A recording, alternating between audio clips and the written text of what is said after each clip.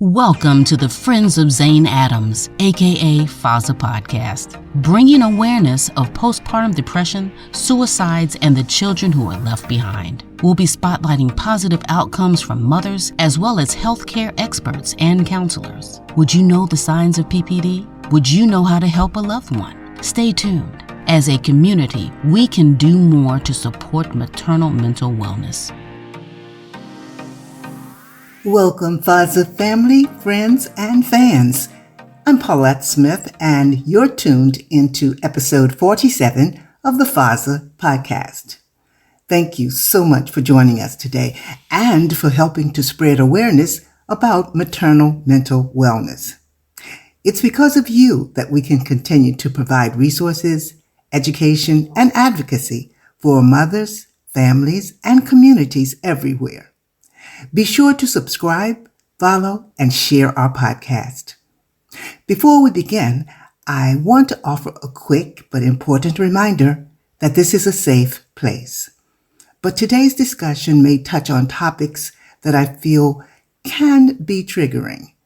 So if you're in crisis or you need immediate support, please call the Suicide and Crisis Lifeline at 988. And if you're not in an emergency situation, but you still need help or you need to talk to someone, please speak with your doctor or a trusted professional. And if you are still struggling to find support in your local area, visit us online at FOZAinc.org. We'll support you in finding resources in your zip code. You're never required to share sensitive information with us. Now, today we're talking about the impact of maternal mental health on family dynamics. Or we've talked about this subject in generalities, but we want to go through the family members and talk about them specifically today. We often think of postpartum depression or anxiety or even the postpartum period as something that affects just the mom. But the truth is it can ripple through the entire family. And some of those ripples and who they flow over may surprise you. So I'm going to be sharing some important did you know facts about maternal mental health and how it can impact a whole household. And I'm going to talk about some simple ways to ease the challenges. So let's get started. Here's the first one. Did you know that untreated postpartum depression can affect the way a mother bonds with her baby? We hear stories and we read stories about moms who are feeling a little bit ashamed. They're afraid to say something because they're not feeling the overwhelming love that they've read about or they've heard about for their baby. That doesn't mean that she's struggling emotionally, but it is something that you want to look at, think about, and not ignore. So for a mom who's struggling emotionally, it can feel really hard to connect. She may feel detached or numb, or she may not have the feelings she thinks she should have towards her baby. She may not feel the warmth. The things that she expected to sense may not be there. The problem is that babies are super sensitive. They can pick up on that stress. It's not the mom's fault. It's not the baby's fault. But the baby might cry more often. They might become fussier or even have trouble sleeping, because they sense something feels off. Now let me say this.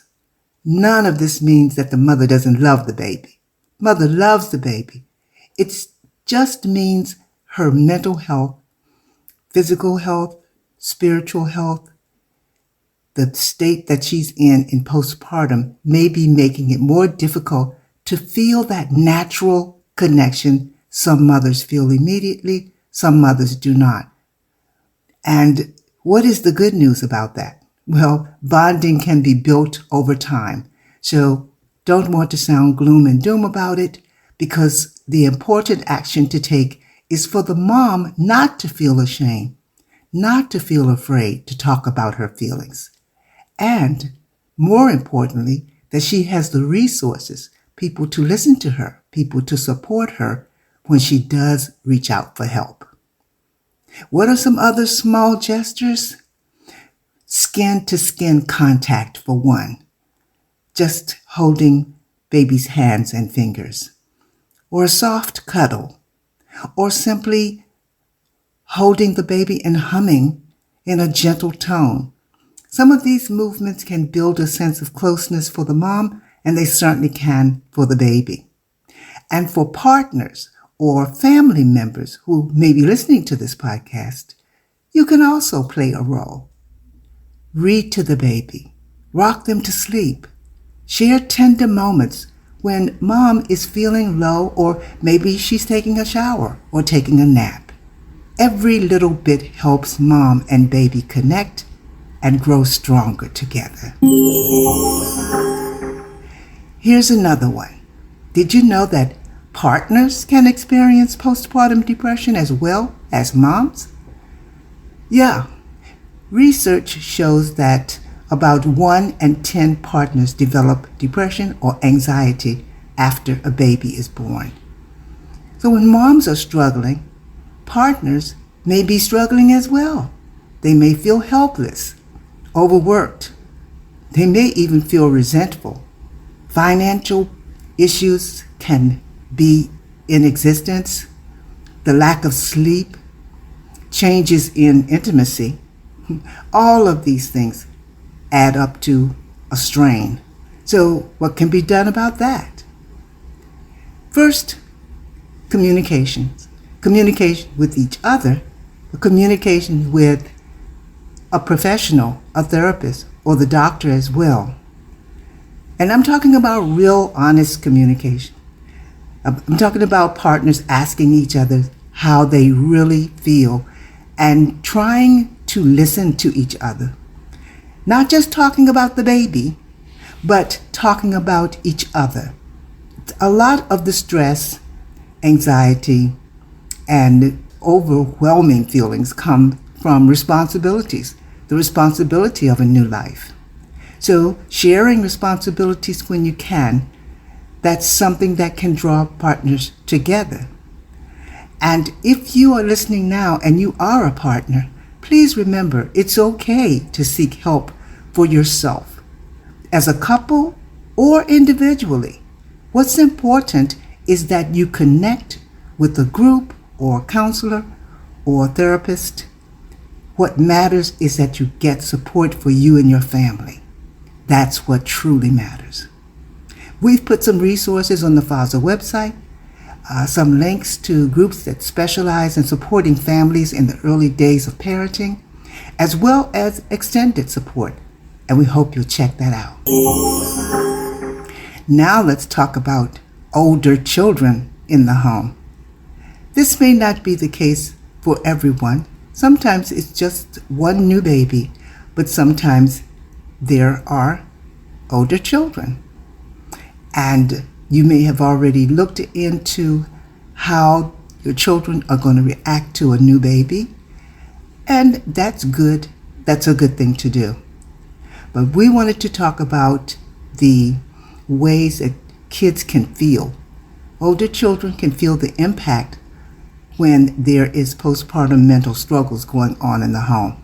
Because when a mother is experiencing postpartum depression, older children in the household may start to act out, or they may withdraw. Because like babies, children of all ages can often sense tension, but they don't understand what it is. And so it may manifest itself in various ways. They can become really clingy because they feel as if they're, something's different. They may be losing the time and the closeness that they had with their parents because babies take a lot of attention. So they may become clingy, or they may have behavior regressions. They may wet the bed, and they've already stopped wetting the bed, but they may start again. Or they may show some other anxiety. Some of the behaviors can be misdiagnosed And that's where we don't want to go. We want to make sure we see everything as it is. Because a misdiagnosis could have a child being treated for a behavior that's not really related to any kind of illness, and medication could be introduced to them. So you don't want to be silent if you see deeper issues and you believe the mother is experiencing a postpartum depression, period. Now, all children need some things to go on in their life to keep them from becoming anxious or becoming afraid or clingy or whatever. So put down a few tips, and we'll have those on the web for you as well. One, all children need some normalcy in their routine. That makes them feel safe. Of course, with a new baby, that can be a difficult balance because a new baby brings new life, and new life brings its own challenges. But bringing normalcy in is something that you want to try to do. You want to reassure the children in the family that they are safe and loved, and try to take actions that will help them believe that they are safe and loved. If you have trusted family members or close friends, you want to draw them into the circle. They can help give older children attention when the parent is unable to give them all of the attention that they may have been able to give them before the baby came. Even small things like a bedtime story or a regular play date with a trusted family friend or other children in the family, those things can bring a sense of stability. Communicating with the children's educators if they're in school or if they're in nursery school, finding out if everything's going smooth in those environments, speaking with your spiritual leaders, or just choosing to help them feel more confident that everything is going to be okay. Any trusted resource that you can bring in to support your needs, you should be looking at that. We're going to put some articles in our blog with links to resources that can help you find ways to love and support the older children in the family if you have any. Thanks for listening to Friends of Zane Adams.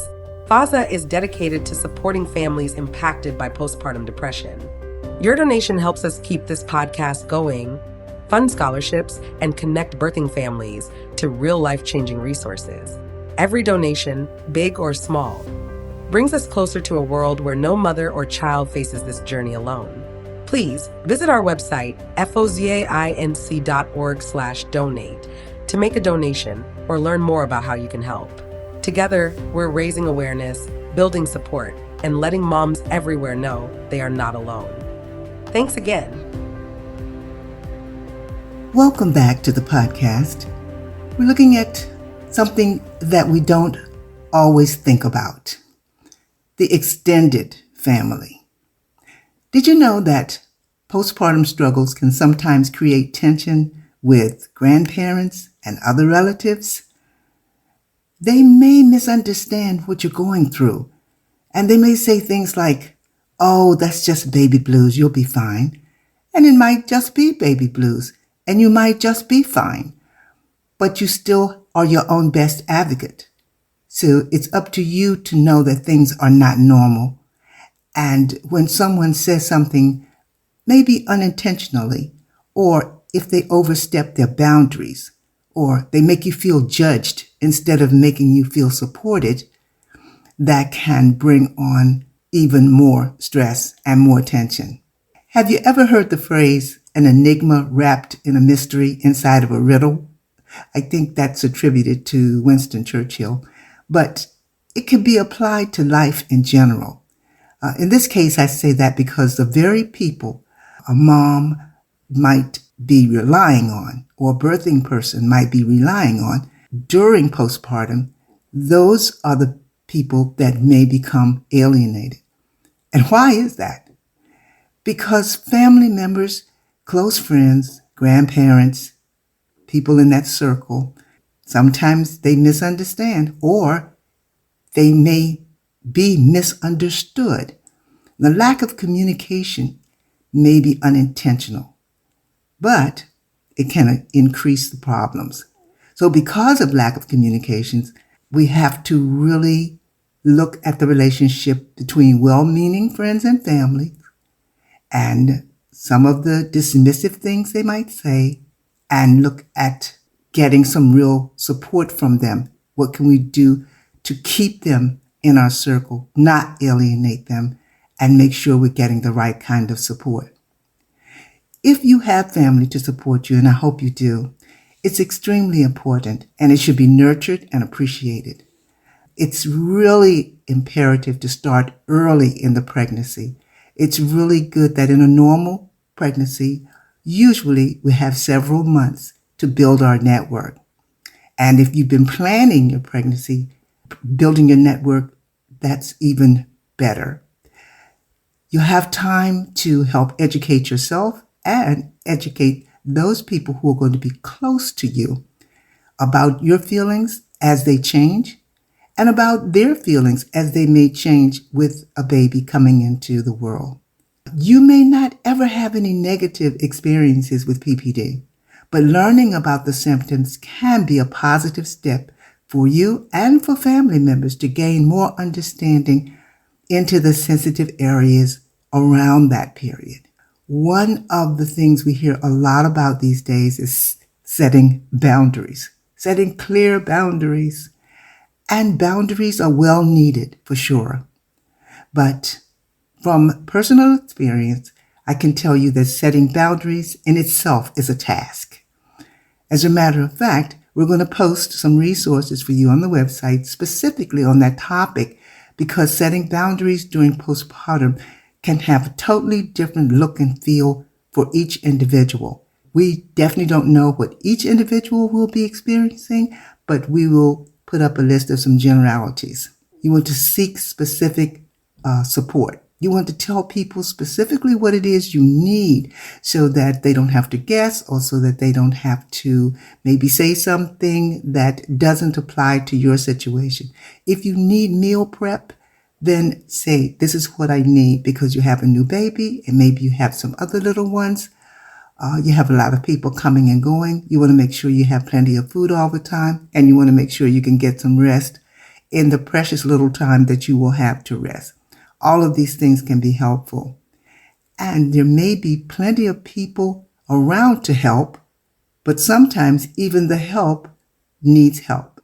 And when hormones are fluctuating and patience is running thin, communication may not be flowing as well as you would like for it to.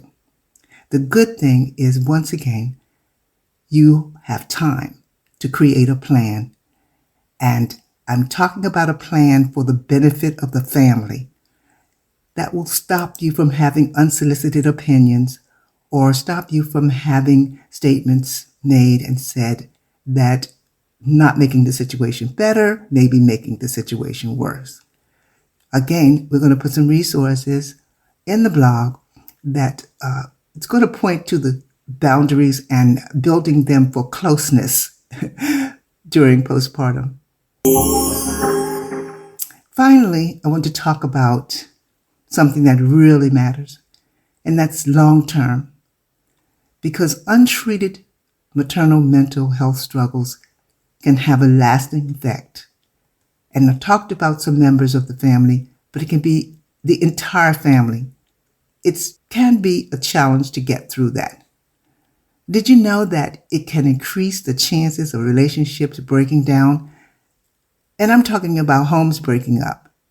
It can cause long-term anxiety for babies and siblings, and it can make it harder for families to bounce back emotionally, even if they're trying to understand what's going on.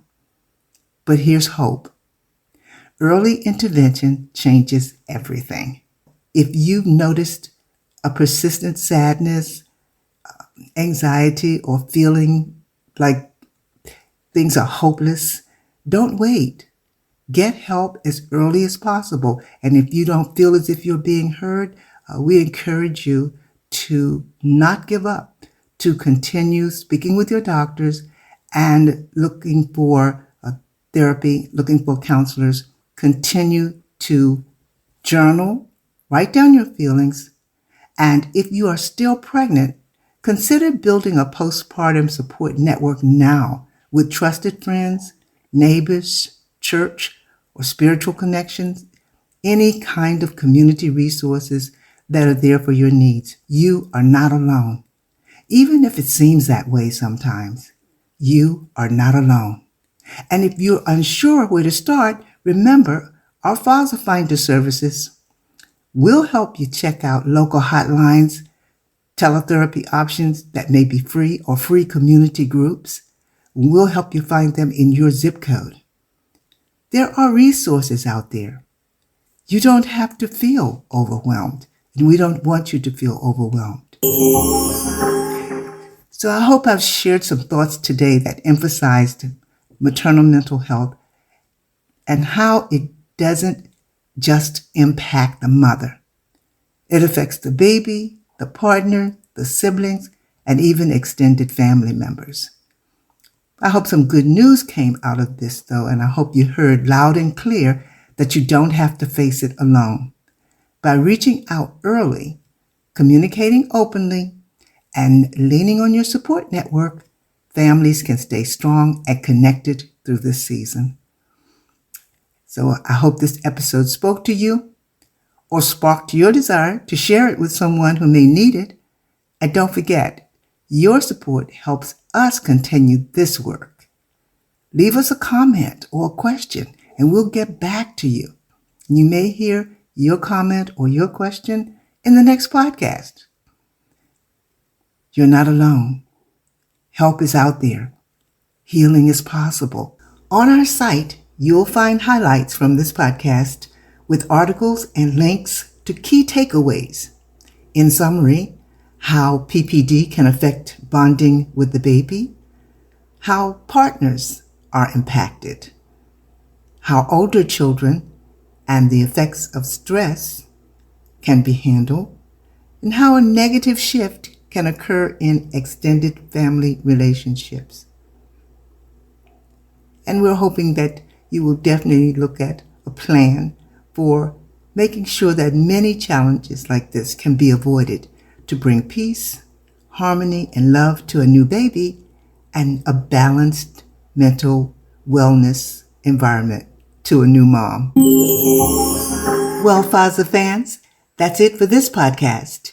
If you're listening via audio only, that's great, but please check out the YouTube version to enjoy the experience of visual imagery and presentation. Until next time, I'm Paulette Smith, and this is the FOZA Podcast, Friends of Zane Adams for Maternal Mental Wellness, where you can depend on us to help stop the stigma, the silence, the suicides, and the suffering that can accompany postpartum depression. In loving memory of Christina LaShawn Thompson Adams. Bye-bye.